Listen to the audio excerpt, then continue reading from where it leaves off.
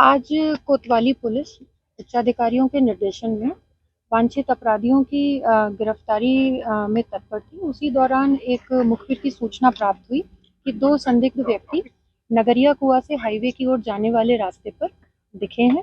इस सूचना पर तत्काल कोतवाली पुलिस जब आई तो उन्हें दो संदिग्ध व्यक्ति दिखाई दिए। पूछताछ के लिए उन्हें रोकने का प्रयास किया थाना कोतवाली पुलिस ने, तो वे नहीं रुके और पुलिस को देखकर भागने लगे। इस पर पुलिस ने उन्हें पुनः रोकने का प्रयास किया तो उनके द्वारा पुलिस पर जान से मारने की नीयत से फायर कर दिया गया।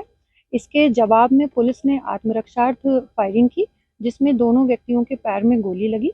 जब उनसे उनका नाम पूछा गया तो उनके द्वारा विनोद यादव निवासी निवाड़ी मध्य प्रदेश और सचेंद्र यादव निवासी निवाड़ी मध्य प्रदेश अपना परिचय दिया गया। प्रारंभिक पूछताछ में उनके द्वारा अभी विगत दिनों एक कोतवाली क्षेत्र के अंतर्गत ही थाना कोतवाली के अंतर्गत पंचवटी कॉलोनी में एक घर में घटना हुई थी, जिसमें घर में घुसकर एक व्यक्ति को मार दिया गया था तथा उसके बेटे को घायल कर दिया गया था। उस घटना को इन्होंने कबूल किया है और इन दोनों को जो घायल हुए हैं मुठभेड़ में उपचार के लिए जिला अस्पताल भेज दिया गया है। आगे की विधिक कार्रवाई पूरी की जा रही है। मैडम क्या मोटिव था, क्या अभी इनसे जितनी पूछताछ हुई है उसमें इन्होंने बताया कि ये उस दिन सुबह से ही, इनका अभी एक साथी फरार है, तो ये तीनों साथी मिलकर सुबह से ही उस दिन शराब पी रहे थे और शराब की नशे की हालत में ही ये अपना उसका परिचित हैं जिसको इन्होंने मर्डर किया, उस परिचित के यहाँ पहुँचे। फिर वहाँ उसके घर जाकर भी इन्होंने शराब पी और फिर अचानक बातचीत में किसी बात में इनका आपस में जब हाथापाई होने लगी तो उस दौरान इन्होंने पिता को बचाने के लिए, उसका बेटा आया और उसी दौरान पिता को इनके द्वारा हत्या कर दी गई और बेटे को घायल कर दिया गया। क्या मुर्गा दारू पार्टी भी हुई वहाँ? ये हाँ, दारू उन लोगों ने वहाँ शराब का सेवन पहले से भी किया था और उसके घर भी जाकर किया था। मैडम हत्या कैसे की थी?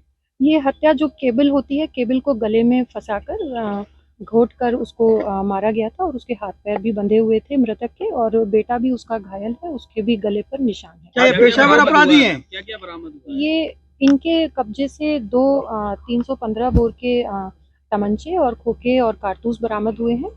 पहले से ये कोई क्रिमिनल हिस्ट्री है? इसमें अभी विनोद यादव की क्रिमिनल हिस्ट्री हम देख रहे हैं, लेकिन अभी जो पता चला है सचिंद्र यादव नाम के व्यक्ति का आपराधिक इतिहास अभी हमें पता चला है। घटना के 4 दिन हो गए, बेटा चश्मदीद है।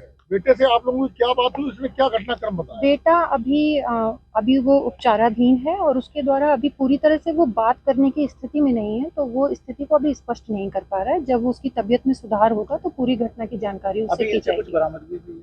हाँ, इनके कब्जे से दो तमंचे और कुछ कारतूस और खोखे बरामद हुए। क्या माना जाए, बेटा खतरे से बाहर है? हाँ, डॉक्टर्स उसका लगातार इलाज कर रहे हैं। फिलहाल डॉक्टर उसकी स्थिति को स्टेबल बता रहे हैं और हम लोग निरंतर डॉक्टर्स के संपर्क। लूट की बात आ रही थी, लूट का कुछ ऐसा नहीं, अभी तक जो इनसे प्रारंभिक पूछताछ में जो इन्होंने कबूल किया है तो ये शराब के नशे की ही बात है कि इन्होंने दिन भर वहाँ शराब पी थी, उसके घर भी जाकर पी और फिर अचानक वो इनमें आपस में बात हो गई। ठीक है।